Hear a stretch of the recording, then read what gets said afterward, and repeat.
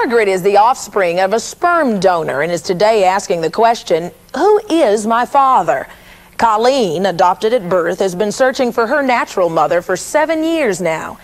And meet Sandy, who gave up a child for adoption and says her worst fear is that child will come looking for her one day. There are hundreds of thousands of people asking the questions, who is my dad?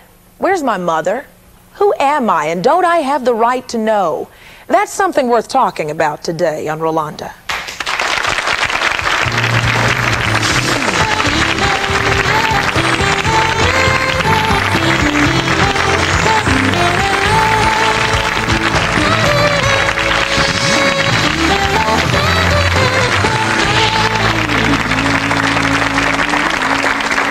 Imagine living your life having no idea who your biological parents are. I mean, just imagine being conceived from some sperm in a test tube.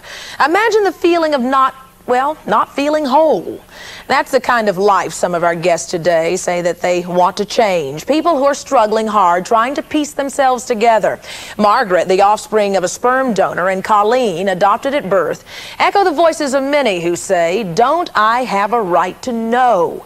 Sandy says, absolutely not. She gave her child up for adoption years ago, and she's praying that that child won't come back into her life. Thanks for being with us today, folks. I want to ask you, Margaret, what was your reaction when you found out that you were a sperm donor baby? Well, at first I was shocked, kind of in a daze. I couldn't believe it was true. I didn't think, why are you telling me this now? Because I was 16 at the time. And I didn't think my mother would keep something like that from me for so long. And then I was really upset because there was no chance at all of me ever knowing who I was. And it was a time in my life when adolescents having an identity crisis already, and that just added to it and amplified it. How did it come up? I mean, how did your mom decide this was the time to tell you? What was going on? My parents got divorced when I was 7, and I haven't had much contact with my father since then. And so it was Christmas, and I was going to contact him and try to work things out and everything. And so she decided then to tell me, and I was I've been shocked ever since, but I mean, it's easier to handle now. Mm-hmm. So is it something that you would have wished she didn't tell you? Is that something that you're happy that you now know? Or I'm happy I know it now because it's the truth, and now I don't have to try to salvage any sort of a relationship with the father that I grew up with. Mm-hmm. And but I am upset that I can't find out half of where I came from, Why can't you find out? Because no records were kept. It was just at a doctor's office. And in Tennessee, the donor came in about half an hour before my mother did. And then she came in and it was done. And the doctor said there's not any records going to be kept about it. Mm-hmm. And there's just no way. Mm-hmm. Many of you may remember 1971, that was the first time a commercial sperm bank was set up in this city, in New York, which was the first one in the nation, and that was in 1971. So you can imagine the children are now in their 20s. So we're seeing the manifestation of something years ago that's coming to light now. Colleen, you were adopted, and when did you find that out? How did that Well, go? I was brought up knowing. Mm-hmm. When I learned my name, Colleen, I learned the word adoption, and as I started growing up and becoming curious, it was explained to me what it meant. Mm-hmm. And my whole life I didn't think it meant anything to me. And then when did it start meaning something? About 6 months before I got married. Mm-hmm. So for 7 years you've been looking for your natural mother? Actually, no, I've been looking for a year and a half. It never mattered to me until I got married. Mm-hmm. At the same time, a girlfriend of mine was giving up a baby for adoption. She decided to keep her, and that extremely affected me and my pursuit. Mm-hmm. I was in therapy for a couple of years beforehand, thinking that my life was a mess for other reasons, only to realize this jumped out at me, and that was probably a lot of symptoms over the years, but this was the root of the problem. Why is it so important that you know? Why this search? A few reasons.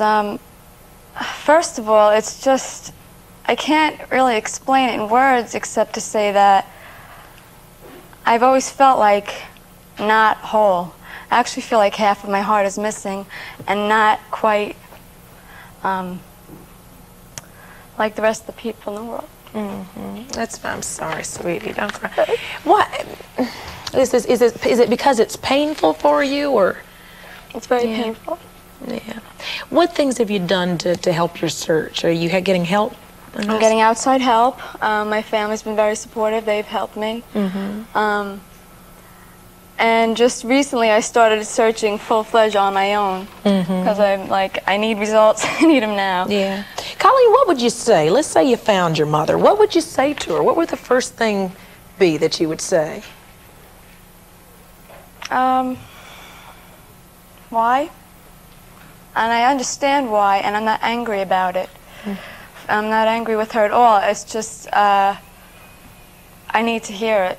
You just need to feel whole. I need to grasp the whole thing. Okay. I want to see if I look like her, if she has any of my qualities. Yeah. Sandy, this is there could be a child out there feeling the same way in search of you. You're saying that you don't... Actually, I'm also an adopted person. I was adopted at 12 and a half. So I went for a long time without parents. Then I got parents. And then when I was 29, a woman came into my life. A woman called my birth mother. So I know this issue from that perspective, and I also know it from the perspective of a 15-year-old who made a really poor decision with a boy one night that resulted in a baby. And this 15-year-old had to decide what to do about another human life that she obviously wasn't ready to parent. And I chose adoption because I felt that that was the best thing that I could do for this baby. You also take the position, I understand, that you really don't want your child to come looking for you. No, I do not want that person to come looking for me. No. Why not? I don't want or need or desire a relationship with them. They have a family, and however their life has gone, I have to trust that God let it go the best way that he could let it go. Just like he had to take care of my life the best that he could until I was old enough to take control of my own life. So you're a real proponent of people who say, I have a right to privacy, I made this decision, I do not want to go back there. Is that what? Yes, I am, but I am not against people who want to look. I am against the tactics used in looking. If you are looking and not intruding upon another person and insinuating yourself upon another person, because we don't know where their lives have led to at this point.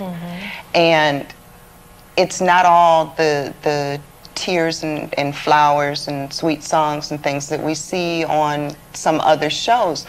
There is a lot of hurt and devastation that is also lying in wait. Is that because you know that because of the other side of your story, being the child and the mother shows up at 29 and says, hey, guess what, I'm your mother? Did that have an impact on your decision not to want to see your... No, it had an impact on me deciding to talk to people about it because no one's ever talked about it.